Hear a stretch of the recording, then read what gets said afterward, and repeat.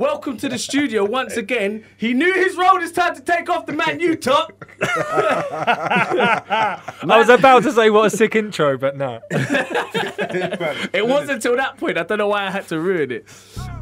Yes, people, ladies and gentlemen, we have got Jay Fresh in the studio. How you doing, brother? Oi, it's wicked to be. It's always good to be here in Westside. It's great to be here, man. But yeah, like you said, last couple of times we've linked, I've sorry, not sorry, been wearing Man United clothing, so I thought, I'm back on your show in the camera, so I had to tone it down just this once. He's just toned it down a bit. He's just put the swag on today. Let me just show him I haven't got Man United authentic gear. You think I don't play for them?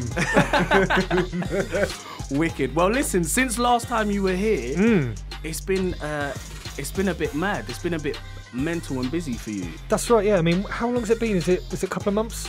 Yeah, 3-4 months, something like that. 3-4 months. And I feel like you kind of downplayed it, because when I said, is there like an album on the way or like an EP, he was like, well, maybe. Yeah. Who knows? And then like, I don't even know how long later. It wasn't that long. I think it was like 2 or 3 weeks later. It was like pre-order, which Rago did straight away. My G. I got a story. So funny. The fact that downloaded it, all of that, didn't even clock that I was on it in an interlude with me. Didn't even clock. I'm not gonna believe that. Come on. I swear. I think as soon as you saw your name on the track list and you went boom, iTunes #1 incoming. Because do you know the kind of videos I would have been making? It would have been straight up. Yo, that's sick, man. Have you got fruit salad yet? But but it's been mad. You've been doing bits. You've been doing touring bits as well. Yeah. Tell us a little bit more about the lead up to the album, like making the album. Well, yeah, I mean, it's obviously I've been here on your Wicked show before, and at the start of this year, was really a real focus of mine was to continue to push the records and start pushing the records, because people didn't really know like I did them, and then it'd be part of a plan, not just fling out a record or a video and see what happens. Like let's actually make some kind of timeline and strategy and try and do it. So we dropped 2 EPs at the start of the year that were heavily supported here by you guys, and also Crash and Krish on a Thursday as well. And then the album's the next kind of logical step. I'm a producer, I can't rap or sing. You'd never want to hear that, trust me. So I get artists on my records. I feel like you've got it in there. I feel like he's got it tucked away somewhere. I've got the time in. That's probably about it. So the album was like the next logical step, like a larger body of work. It enabled me to be a little bit more creative with kind of the output. I make music I make, but people might know me for like just grime as opposed to grime and then hip hop, like the track in the background we're talking over. So that was the thing, and the album Fruit Salad came out at the end of October. A lot of features, mainly kind of new generation artists, because that's what I'm very passionate about. Also a couple of legends in there as well, and so far the album's been really well received. I would never talk about other radio stations whilst I'm here on your radio station, because I understand that. No, that's cool, man. Man's been on radio. It's been played in some alright stations, let's say. We've had some, lucky enough to have some national radio support and recent playlists and other bits and pieces, so that's wicked. And as you mentioned, wrapped around that album had the UK tour as well, which is, we've only got 3 dates left, which is this weekend in Weston-super-Mare and Manchester, and then the weekend after, or the week after, in Watford. But we've been all over, really. We've done where have we done that? Winchester, Bournemouth, York, Hull, Oxford, kind of all over the place, really. But it's been great to go and obviously DJ and do what I do, and also introduce the records, and people who've bought the records or seen the videos come to the club, and then it's just building that. Sorry, bro. Do you know that you have an audience there, or is it just one of those things that you just find out? Does that make sense? Yeah, I'm with you. I'm not at the stage where I'm selling out O2 arenas just yet. But no. It's a good question though. But it's more the fact that clubs have booked me to DJ, or they've booked me there before. Okay. So in some places there's a lot of awareness because I've maybe been there before. Whereas I was in Hull for the very first time 2 weeks ago, and I'd never even been there, let alone played there as a DJ. And but it's just all the stuff, all the socials online beforehand from the club and the people around it, and all that stuff. You could see the energy and how excited they are, which obviously was really nice and really humbling to have. So you go to new places, you connect with new people, and then they're like, "Cool, when you next back, or when you're in this city, or what's going on?" Or the clips of them singing along to the records in the car, or I hear that. Yeah, it's sick. So we're getting there, man. It's all just about moving the kind of brand as a whole further forward. So I've been lucky enough to have some good results this year. Yeah. Sick. So when you've been doing these shows, have you been having some of the artists come? There's been a couple where one or two of the artists have come. It initially was my plan, and you know me, like with a record, I want everyone to win. Yeah. It's not just it's me featuring artists. Yeah, no, I know it's that. Everyone. That's why I was like. Yeah. So initially, the plan with the tour was always to try and get as many artists as possible, and there's probably I should know how many there are in total, but there's at least 10 artists, if not 15 or so, on the album. So. Very quickly it became clear that logistically it wasn't really possible to do it, because in certain situations an artist would be really relevant to a particular club, but he's busy, but so-and-so's around, but then I'm not free, and it kind of got complicated quite quickly. So it was easier to just tone it down and like literally have myself, and then like in the Bournemouth show, Preds UK, who was on this track, came down.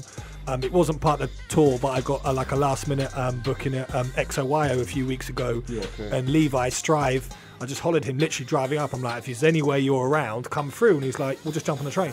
So he come to that set. So I always try and get people. Efforts. I love when people are just like straight bang on it. Do you know, another funny thing as well, I bumped into Preds the other day. And it was mad. I got mad. I don't know. I got mad starstruck. I don't know. Like, bro, it's never. It's never. You're an appreciator, bro. That's the thing. That's what I'm saying. Like, it never happened to me. No, but it's never happened to me like that before. Like, I bumped into him, and he was like, "Yo, Olos," and where I should have been like, "Yes, Pred," I was like. I was like, "You're right, bro." And then I just walked off and I went, "That was Preds." I was like, "I was like, you needed to do the you needed to do the cool thing and be like, yeah, safe." I needed to be like, "Send me that new record, son." But basically, you just totally fangirled it. I just went, I fangirled it. I was like, and then you got Snapchat out in the corner, and go, "Oh my god." You'll never guess who I just met. I'm all laughing. Like, I'm laughing. He didn't even tell a joke. He was just like, "Yeah, cool to see you. Bye." And I'm like.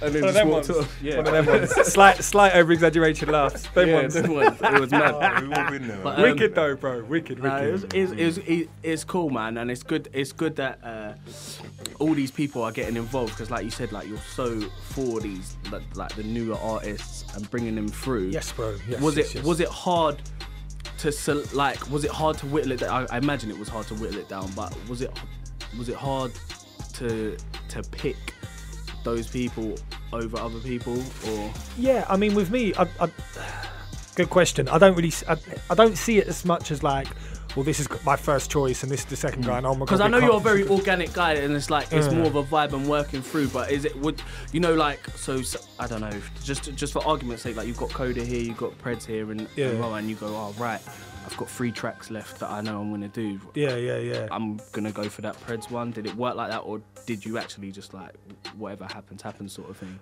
A mixture of both, really, because again, when you reach out to people and everyone has got their own timeline, their own like, oh, I'm releasing this record here and I've got this and I've got this going on. So everyone's kind of schedule or timeline has to kind of coincide.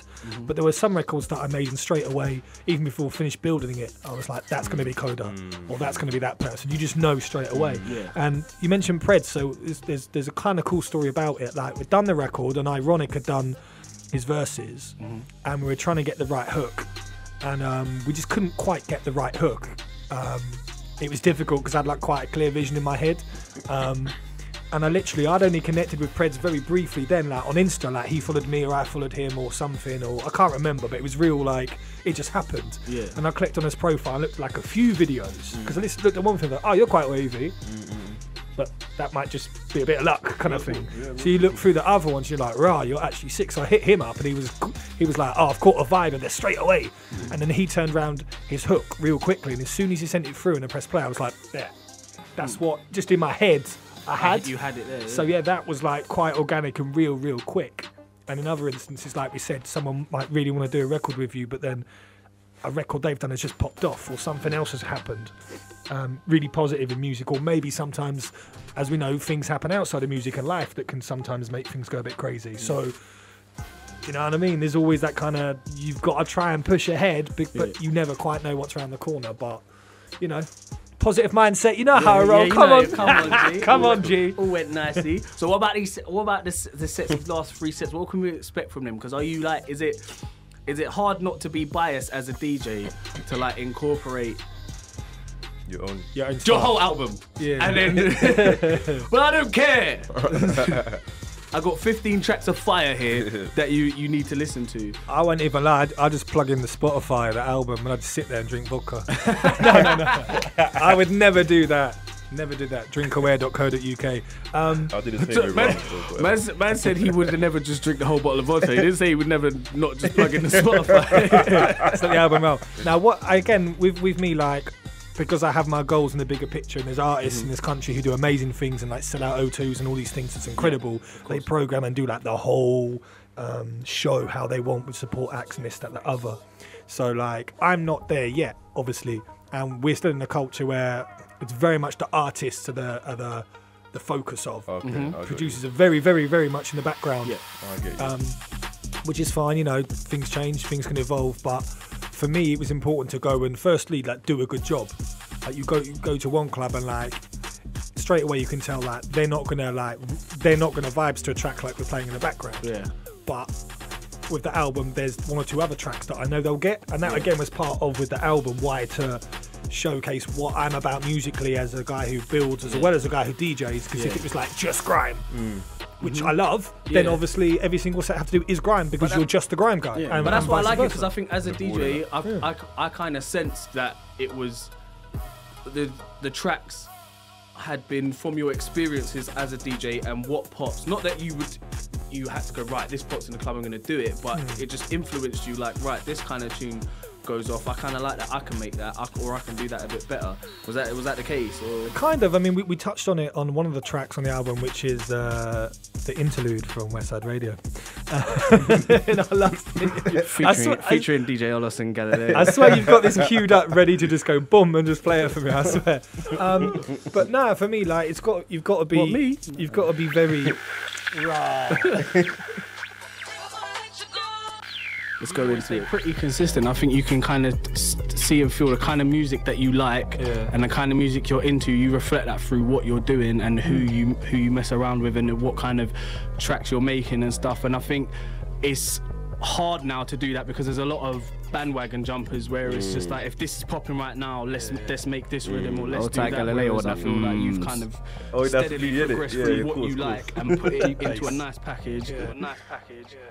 That guy sounds good on radio. Who's that? Yeah, you know what? I think National Radio. I know they just got a whole load of DJs, but I think they kind of missed the buck with that one. No, yeah. So bullet. Where's the air horn? Where's the?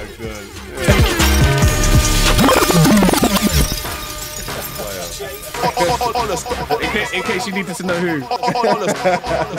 I swear, like a few minutes ago, you were asking me about, am I an egotist playing my records in the club? And you've just played your own interview and then reloaded the tune yourself. Part. Listen. I didn't say that I wasn't. We're all egotists, bro. I just asked you the question. Of course you are. Nah. So for me, it's been, first and foremost, it's been important to go there and do a good job. Yeah. And. Yeah, simple as that, really. And I want to push it as much musically as I can. But at the end of the day, certain places you go to, you're not trying to like totally reinvent the wheel. Yeah, you know. And in terms of the music, it sounds bait, but it is me. It is me. Now you know my musical heritage. No, you know from before. What I like about you is that you actually doing.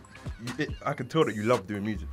I can tell that you love making the music. passion comes through. Yeah, the fact that how you work with who you work with and how you choose who you work with, even like that, because you could easily work with those same players that are doing the O2 shows and whatever have you know what I mean? But it's also, you have to have that organic feel and you have to have that if you love music. You know I appreciate that. That means a lot. Thanks. And like I said, and you got with those interludes, like there's those little clips of like classic records that kind of shaped me, or when I started DJing or whatever. And like, there's no point me like. The music in my head, like I don't want to sit here and like make a garage track. Personally, that's not where I'm at. I don't want to sit here and make a hip hop track that's going to be an inferior version of a DJ Premier beat from 1994. Like, I might nod my head to it, but like no one's going to play it. So for me, like there's music that I make and music that I listen to in my own time and in my car, like on the way up here. I was listening to like Ryan Leslie and Fugees and Cannabis and stuff like that, and Wu-Tang in the car. But then in terms of what I make and what I play in the club, I do what I do. So it's very much like you have to be relevant and look forward and be progressive. And I think there's a fine line between music that I do and make and play. I say hip hop and grime. So if you go to a club, if you go to you'll catch me in Grime Originals just stood there watching, being like, rah, like Rico and Killer Peter and Mike and Flowdown's getting wheel ups, like sick. But then you'll see me at the Nas concert, like, this is Nas, like absolute goat. And so the clubs and the music that I play and make is all kind of around that whole spectrum as well. Do you know what I mean? So that's important to me. I think there's a difference between, like, everyone's got their own goal and their own outlet, but like if 1 minute I make this tune and then the next minute it's a tune with, a pop star, let's say, like a complete, like Spice Girls or whoever it is, and then someone completely different. It's like, where are you going with this? Where's your brand identity? We don't know what we're gonna get. There's a fine line between being inspired by something and influenced by something and just trying to carbon copy something. No, I think you should know. I think it was in a C4 record. I played it earlier today. I can't remember the exact words, but it was something about like everyone should do their own thing as long as they're trying to be nobody but him. Like, is it yourself? It's a similar thing. Like, you just do you. Everyone is influenced. No one is without influence. Do you know what I mean? And you might hear someone, or like, you might hear someone on a record that maybe you haven't heard before, and you go, wow, that guy's sick, and you find his music and you start supporting them. That doesn't mean you were late or you were just jumping on the bandwagon late or anything at all. It's just you. That's just the way it goes. That's how you got introduced to it. Exactly, man. 100%. So, where do we go from here? Because I'm really intrigued now, because he kind of downplayed it and foresaw it out there. That's like, just put it that's out there, you know what, bro. I have to apologize for that, because we are like brethren, like we are radio presenters. We're on that side of the desk where you try and get the source out of the artist. You try and get the key information. Get the key. And they're like, I'll let you know. J Fresh is a brick wall, bro. No, come on. It's a United fan, it happens, isn't it? I am the worst guy. I'll see him out. Like, I'll see him at like a DJ city, and he'll be like, I got this in the pipeline. This is going on, and I forget. Because you get sourced away, and then I come back and I try to ask the same question, and he looks at me like, this is business time, bro. I swear it's like I gave you like ultimate information, and then you just forget it, and I'm like, I want to tell you, but I'm just angry. Do you know what I mean? I'm sat here, I'm so rage right now. I'm like, I told you these, like, I opened up to you, bro, and you just forgot. Like, I kind of forget it on purpose, because I know you tell me with like the intent that I won't say anything, and sometimes I just need to forget it so I don't say anything, because it's too good not to share.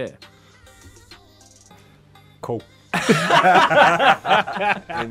So we're getting nothing out of him, but all I'm saying is, what's next? What's next? Question is what next? Okay, 2018, it's a standard question now. Obviously, man's going to continue making... Wait. Did you just play off my question like it's a standard question? Yeah, I'm like, end of the year, what's happening, what's coming up in 2018. That's a solid... I didn't say 2018 though. You done it for, man. That's a solid, like, broadcaster to broadcaster kind of like connection, you know what I mean? I'm trying to stop you, like, just getting me into a corner, taking me down an avenue I don't want to be in. That's what I'm saying. I don't like the way he's coming out of it. No, go for it. Looking at a career in politics after music. So what's next for me? Obviously continuing to make records. To me, again, as you now know, it's all part of like a plan and a strategy. So I do want to continue doing larger bodies of work. There's lots more new generation people that I come across every day, or that people like yourselves introduce me to, and I'm like, this guy's sick, I want to do something with them. As well as, obviously, there's household names that I'd love to work with, and we'll continue kind of putting the building blocks in place to like get to that point one day. Tours, the summer just gone, like I did a few of the islands, like Ibiza and Corfu, Kavos, and Napa, but most of the time I was just in the studio, which people at the time were going like, you've been about, but we thought you'd be about a bit more, and I'm like, I've just been working on something, and then the album come out, so so this time with releases and stuff, I will be more visible over the summer, which obviously is, it's festival season and nice as well, but yeah, man, we're more releases. You know we don't stop. You know more we don't features. Stop. Everything. I might get a vocal. Yeah, you want to do a 16, don't you? I might get a vocal. I got to get him on it. I got spoken word. I got like broadcasted snippet. He's got bars. I'm saying I still haven't sent you like Things I've done, but So is this the real reason you invited me on your show? Yeah. I want to clash. He wants to clash you. Oh, clash me! Oh, well, that's the next time. I thought it was like the next time. No. No. I thought it was like invite me on the show and then I could just put you on the spot and basically make you put you on your do elbow do a collaboration. Like I tried it last time, and he did it, but it was not what I wanted. Do you know what? People who were appreciative would say, you know what, I wasn't expecting that, bro. Thank you very much. Bro. I did. I fully did it. But now I have to be assertive. I fully did because I honestly, like Children's Life, I looked. I think you did because you posted it up and I like posted it on Insta and went like, big up, bro. I hope you enjoyed that. And then you were like, huh? And then you went, raw. And I was like, raw. I'm on it. Yeah. Bruv, I didn't check for nothing. I was just like, bang, I'm gonna press play when it comes out. But yeah, so you know, I'm just trying to get that little. See what we can do, bro. That's good enough. Better than a no, bro. It's better than no, bro. I'd rather man make me wait for a year than tell me no. I'll just basically dig out the worst record I can find. Oh yeah, this is one this is one that didn't make it out of the trash bin for some reason. Like. It completely goes out of time. Yeah. You know? I'll still make it sound hot, bro. It's nice. Yeah. All right, cool. So you're going to hopefully stick around because we're going to do Sample Showdown dedicated to the game for his birthday, like little 10, 15 minutes. Yeah, I'm ready, bro. Yeah, I'm ready. cool. I'm ready. All right, I'm going to give you some quick fires before we go away. Cool. As a DJ, Serato or Tractor? Serato. CD or vinyl? As in Serato CD or like actual audio CD like you used to buy in the shop? Either or. All right, let's do both. So CD or vinyl, as in shop. Oh, vinyl, obviously. All right, CD or vinyl, as in Serato. time code. I'd have to go for CD purely because clubs don't have 1210s anymore. Techie out here. Okay, top 3 tracks to drop in a club if you're in a rut. In a what? In a rut. So like, say you're spinning, you know you're spinning cold, but the crowd's not really warming to you. Top. That doesn't happen. Yeah. Man's a shower man. Man just fully body. Shells. All right. Top 3. I don't understand the question. Are you filming that as well? Yeah. I'm so confused out here, bro. Get out of it. Top 3 tracks to drop. UK or US? UK all day. Right now, Wretch 32 Tell Me. Yep. Because I'm feeling that. Young Team Bugsy Gangland. And a tune that I think is underplayed, Sneak Bow and Gigs, Active. I think that as well. I think that was overlooked when Want to Them came out. When the mixtape came out, it kind of just overshadowed that because it wasn't on there as well. It's a strong record, and I'll say that rather than FIFA, like. Rather it's on FIFA, bro. Man just stays on the menu screen for no reason. Yeah. So I'll say those 3 off the top of the dome because no one wants to hear just the obvious 3 and the obvious ones you hear from. All right, cool. Top 3 US.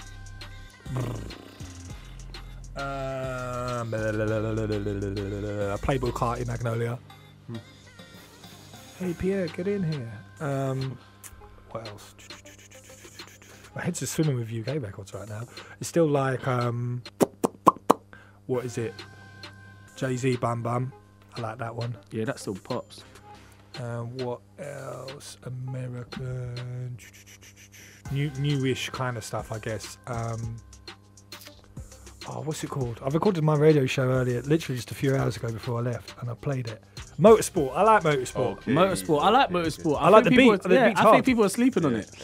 The thing that gets me, like, Migos have been hard for ages, and they have been. And obviously, Migos have been hard since Brick. And if you don't know about Brick, the Brick is like a trap, like kind of almost like a dance EDM kind of track, and they've been hard since then, bro. And obviously since Bad and Bougie got so viral, they like elevated them to like the next planet.